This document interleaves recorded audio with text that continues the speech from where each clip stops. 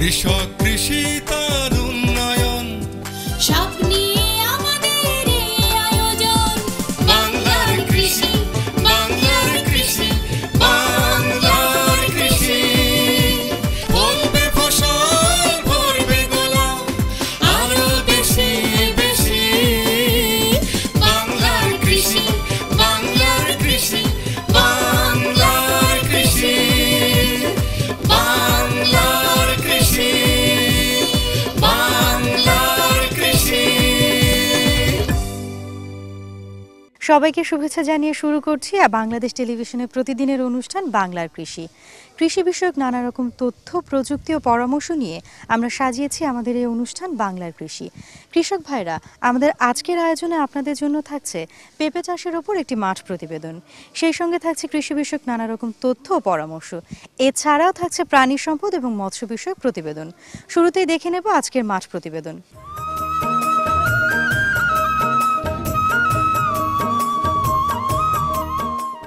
পেঁপে আমাদের অন্যতম প্রধান ফল, যা সবজি হিসেবে খাওয়া যায়।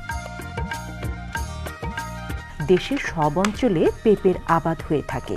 দেশে বর্তমানে প্রায় 4000 হেক্টর জমিতে পেঁপের চাষ হয়, যেখান থেকে অন্তত প্রায় 60,000 মেট্রিক টন পেঁপে উৎপাদিত হয়।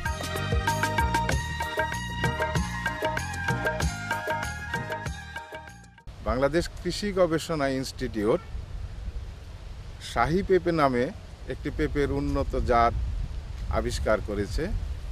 এ পেঁপেটি পুরুষ গাছ এবং স্ত্রী গাছ আলাদা আলাদা হয়, যে কারণে এই পেঁপেটি চারা লাগাইতে হয়। লাগানোর পরে প্রতি মাসে 50 গ্রাম ইউরিয়া এবং 50 গ্রাম এমওপি সার প্রয়োগ করতে হবে। ফুল আসার পরে এই সারের পরিমাণ দ্বিগুণ করতে হবে, অর্থাৎ 100 গ্রাম ইউরিয়া এবং 100 গ্রাম এমওপি। 2-3 দিন পর পর প্রতিটা গাছে পানি দিতে হবে, এরপর খুঁটি দিয়ে বেঁধে দিতে হবে। এই সময়ে কিছু রোগের আক্রান্ত হইতে পারে, বিশেষ করে গোড়া পচা রোগ। গোড়া পচা রোগ আক্রান্ত কোনো লক্ষণ দেখা গেলেই পেঁপে বাগানে রুডিমিল গোল্ড প্রতি লিটার পানিতে 2 গ্রাম হারে মিশিয়ে 3 সপ্তাহ অন্তর অন্তর স্প্রে করতে হবে।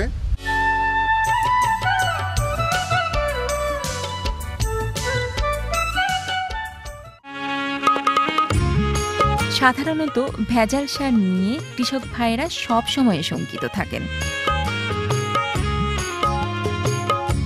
কিন্তু তারা যদি এ বিষয়ে সতর্ক এবং সচেতন থাকেন, তবে তারা সারের ভেজাল শনাক্ত করার জন্য গবেষণাগারে যোগাযোগ করে নিজেরাই জেনে নিতে পারেন তাদের কী করণীয়।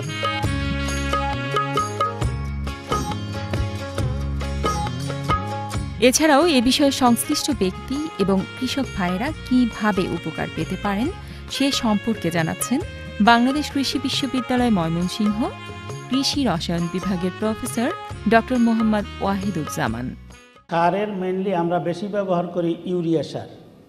ইউরিয়া সারের ভেজালের পরিমাণ কম, আর যেগুলো আছে সেগুলো মাটির কিছুটা ক্ষতি করে। কিন্তু ফসফেটিক ফার্টিলাইজার, বিশেষ করে টিএসপি, এমওপি, এসএসপি এবং zinc bearing fertiliser, zinc sulphate, এগুলোর মধ্যে ভেজালের পরিমাণ বেশি থাকে এবং এর গুণ নিয়ন্ত্রণ, এর মান নিয়ন্ত্রণ এটা যদি না করা হয় তাহলে মাটি এবং ফসল দুটোরই প্রচুর ক্ষতি হতে পারে এবং এখান থেকে এই শস্য খেলে মানুষেরও সেখান থেকে কন্টামিনেশনের বা পয়জনিংয়ের ভয় থাকে। কৃষককে বুঝতে হবে যে যে ফার্টিলাইজারটি সে নিল সেটি যে পরীক্ষাগারগুলো আছে সরকারি, সেই পরীক্ষাগারে পরীক্ষা করিয়ে তার গুণমান সম্পর্কে তার জানতে হবে।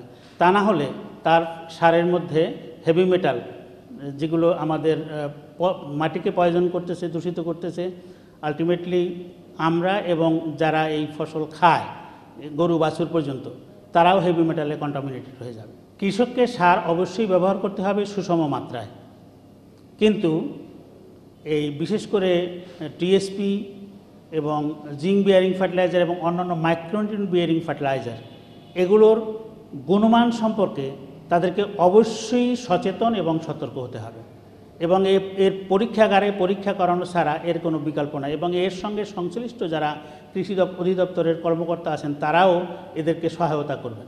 তা না হলে ভবিষ্যতে মাটি দূষিত হবে, ফসল দূষিত হবে এবং আমরা অ্যাজ এ হোল আমরা পলিউটেড হব, হেভি মেটাল কন্টামিনেটেড হব। সার, ইরিগেশনের পানি, সেচের পানি এবং ইনসেকটিসাইড যেগুলো কৃষকরা ব্যবহার করেন, ওনারা যদি এর স্যাম্পল নিয়ে আসেন, আমরা তার পরীক্ষা করে তার গুণগত মান কি আছে, এটা স্ট্যান্ডার্ড কিনা সে সম্পর্কে আমরা তাদেরকে সাজেশন দিতে পারবো।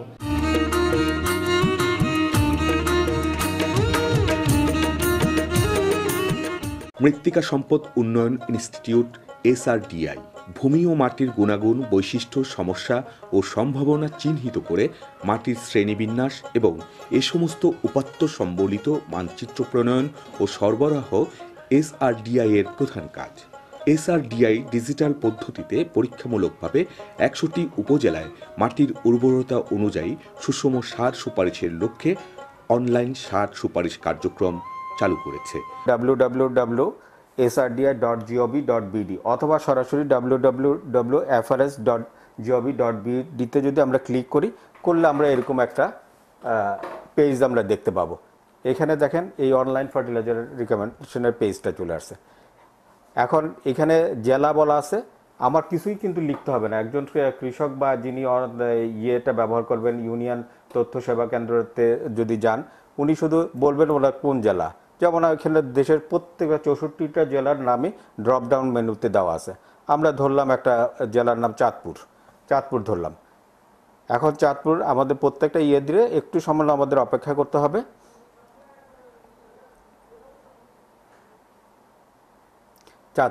এখন চাঁদপুর জেলা যে কয়েকটা উপজেলা আছে সেই উপজেলাগুলো তো ড্রপডাউন মেনুতে দেওয়া আছে। এখন চাঁদপুর জেলায় আপনারা দেখেন 7টা উপজেলা আছে। আমি শাহরাস্তি উপজেলার কথা বলি। শাহরাস্তি উপজেলার আমি রিকমেন্ডেশন চাচ্ছি, আমার অবস্থান শাহরাস্তি উপজেলা। তা আমি ওখানে ক্লিক করলাম, শাহরাস্তি উপজেলার তথ্যটা সে ওখানে আসলো। এরপর শাহরাস্তি উপজেলার যে ইউনিয়নগুলো আছে, ইউনিয়নের নামও কিন্তু ড্রপডাউন মেনুতে দেওয়া আছে। আমি সেখানে একটা ইউনিয়নের সিলেক্ট করলাম, এই ইউনিয়নটার নাম হলো মেহের দক্ষিণ।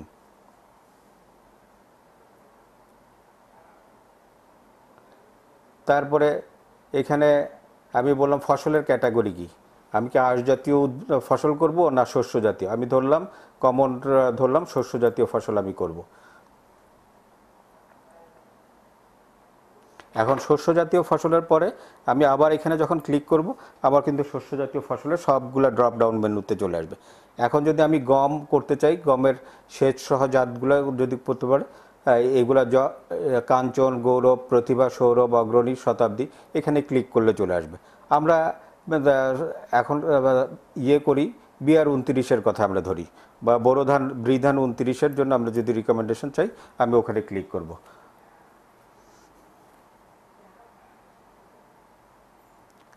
এখন বোরো ধান আমাদের এই ক্যালকুলেশনটা 1% জমির জন্য দেওয়া আছে। কেউ যদি বলে যে না আমার হলো 20% বা 25% জমি, আমি 25 এখানে শুধুমাত্র আমি এখানে 25 লিখবো।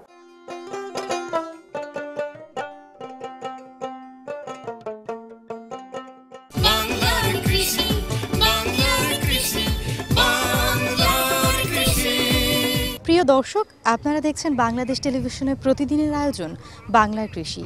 এই সময়ে করণীয় সম্পর্কে জানাতেই আমাদের এই আয়োজন বাংলার কৃষি। আমাদের সাথেই থাকুন, এখন থাকছে মৎস্য বিষয়ক প্রতিবেদন।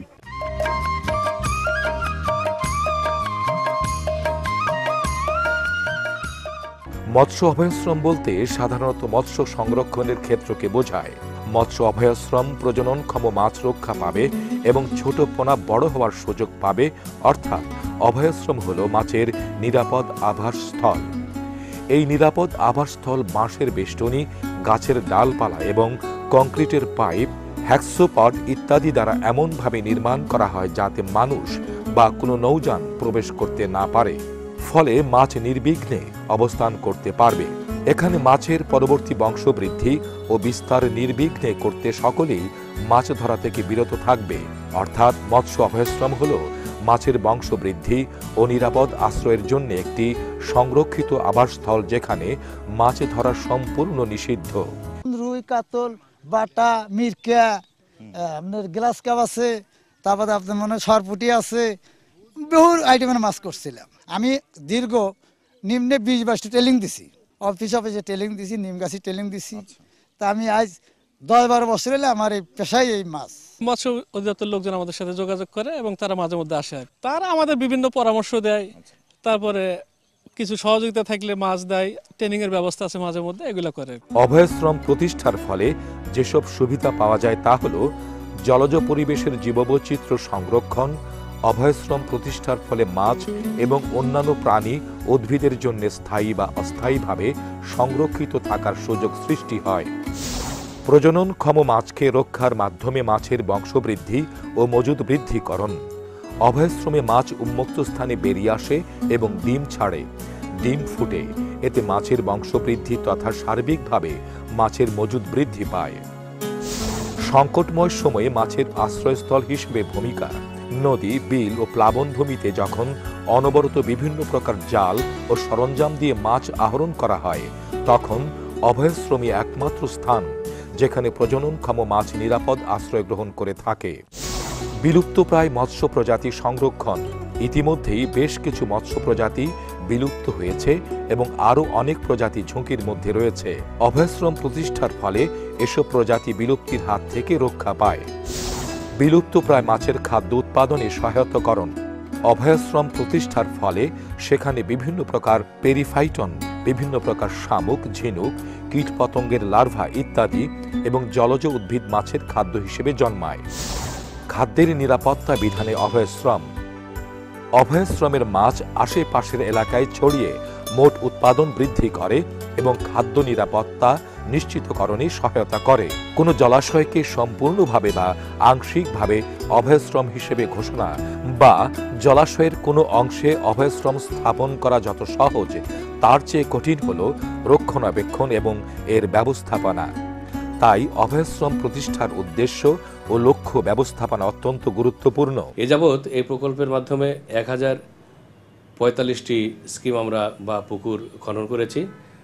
সরাসরি এর সাথে জড়িত 12,540 জন সুফলভোগী দ্বারা সুফল পেয়েছে এবং সেই সাথে সেই এলাকা যেখানে মাছের উৎপাদন মোটেই ছিল না, সেখানে দেশীয় জাতের মাছ প্রচুর পরিমাণে সে সকল পুকুরে চাষ হচ্ছে।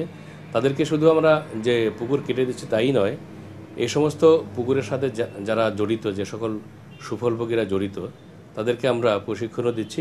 আমাদের প্রকল্পের মাধ্যমে অন্য আরও একটি কাজ আমরা করে থাকি, সেটি হচ্ছে জাল বিনিময়। তাদেরকে আমরা মৎস্যবান্ধব জাল দিয়ে থাকি। এই কার্যক্রমের মাধ্যমে প্রায় 20,000 জেলে সরাসরি উপকৃত হয়েছেন।